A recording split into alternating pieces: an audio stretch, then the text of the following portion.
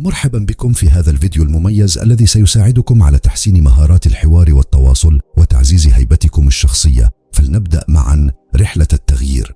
أهمية الحضور الشخصي.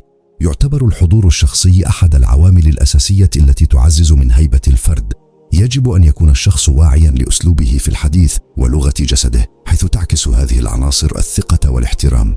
استخدام الصمت بذكاء. يعد الصمت أداة قوية في الحوار، يمكن استخدامه لتوجيه النقاش أو لإعطاء الآخرين فرصة للتفكير. الصمت المدروس يمكن أن يزيد من تأثير الكلمات التي تقال بعده. التأثير على المشاعر. يجب أن يكون المتحدث قادرا على فهم مشاعر الآخرين وكيفية التأثير عليها. استخدام التعاطف والاحترام أثناء الحوار يمكن أن يعزز من التواصل الفعال ويزيد من الارتباط العاطفي. تطوير مهارات الاستماع. الاستماع الجيد هو جزء لا يتجزأ من الحوار الناجح.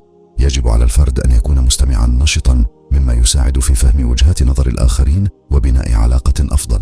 التعبير عن الأفكار بوضوح. من المهم أن تكون الأفكار واضحة ومباشرة. استخدام لغة بسيطة ومفهومة يساعد في توصيل الرسالة بشكل فعال. إنهاء الحوارات بقوة. كيفية إنهاء الحوار تلعب دورا كبيرا في ترك انطباع دائم.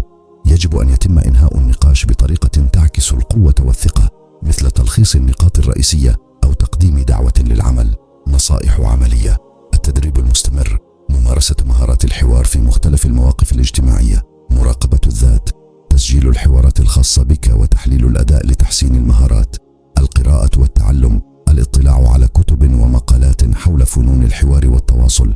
الخاتمة. باتباع هذه الاستراتيجيات ستتمكن من تحسين مهارات الحوار والتواصل وتعزيز هيبتك الشخصية. اشتركوا في القناة لمزيد من النصائح والمحتوى.